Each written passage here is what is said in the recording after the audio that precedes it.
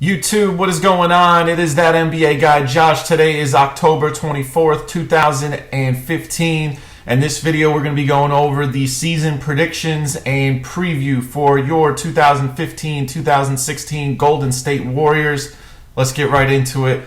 Last year, as everyone knows, they were the champions of the land. They won the 2015 Larry O'Brien Trophy in pretty dominating fashion. You could say whatever you want about the Cleveland Cavaliers, only had LeBron, and they were missing the other two members of the Big Three with Kevin Love and Kyrie Irving. But it's already in the record books. You can't go back on the past.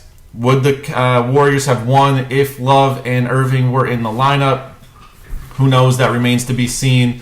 I personally think it would have been an epic showdown, and we, as the fans, were kind of robbed to see if the Warriors really were the best team in the land. But you know, that's an argument for another day. They won the title, and this season, you know, I think they're going to be right up there in the contention to do a back-to-back. Now, let's get into what happened last year.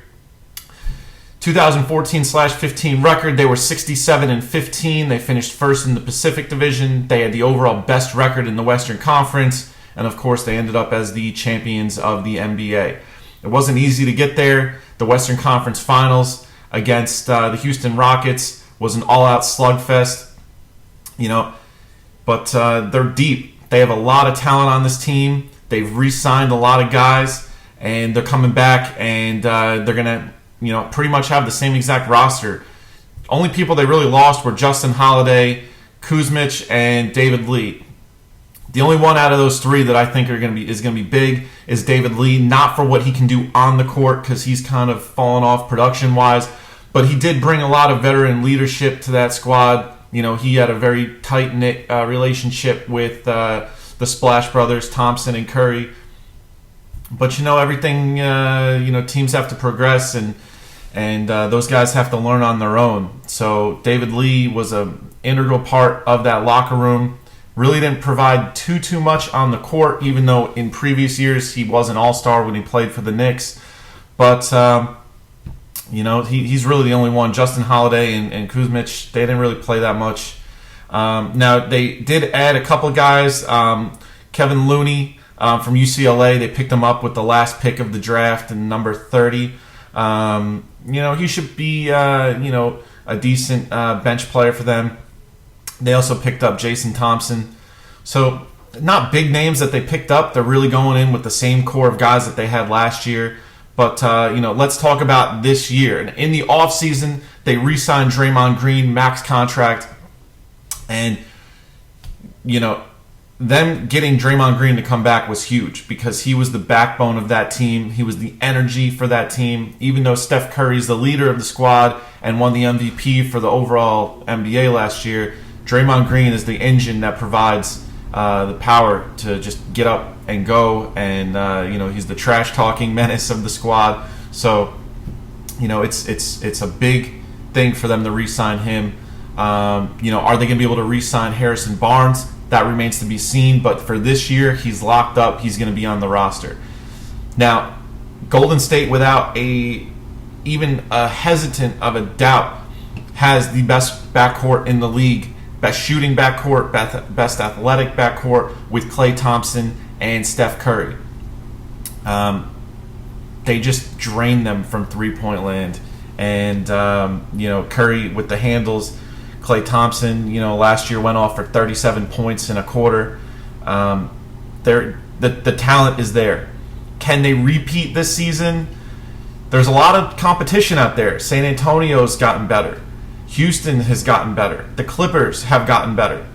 Can they even make it out of the Western Conference? That remains to be seen. You know, don't forget about Memphis. Pretty much that's it. I don't really... It's not that I don't have respect for any other team in the Western Conference, but there's no one besides the teams that I just listed that are going to get past any of those teams. You know, the Lakers, no. The Dallas Mavericks are worse than last year. You know, the Phoenix Suns added Tyson Chandler, but they're not going to be anywhere close to the teams that we mentioned. So, you know, it's going to be a dogfight. Is Golden State going to be able to get past all those teams? We'll see, but they definitely have the athletic ability. Now Steve Kerr is not going to be there for the first, I'd say, at least month and a half, 2 months of the season. So you got Luke Walton leading them. I don't think this is going to be too big of an issue because I think Steph Curry has been able to provide a lot of great leadership for his guys. And all the guys that are really on that team don't really need much leadership. I mean, Klay Thompson goes out there, knows what to do. Draymond Green probably doesn't listen to the coaches anyway. And, of course, you got Harrison Barnes, who just goes out there and gets down to business. They obviously Steve Kerr provided them with a decent leadership boost if they were able to win the championship in the year before with Mark Jackson. They weren't. But I think these guys are, already, self-motivated, and they're going to be able to get the job done. So are they going to be able to win the Western Conference and go on to the Eastern Conference to play Cleveland or Chicago or, Miami? What do you guys think? Drop it in the comments. I think, personally, Golden State is going to be in the Western Conference Finals once again. I don't know if they can get to the NBA Finals because the Clippers and the Spurs are coming for them. Okay, they've both bulked up their rosters. LaMarcus Aldridge going to San Antonio was a massive pickup for them. Can he get acclimated in his first season, though? There's been some rumblings that he's not very comfortable there, but we'll see what happens. Drop it in the comments. Let me know what you guys think. Is Steve Kerr not being there for the beginning of the season going to be a disaster for them, or is it not even going to make a dent in their record and their ability to do what they do, which is just run and gun, get up the floor, play killer defense, and blow teams out of the gym. Let me know what you guys think. This has been That NBA Guy Josh with your 2015-2016 Golden State Warriors season preview and prediction, and I'm out. Peace.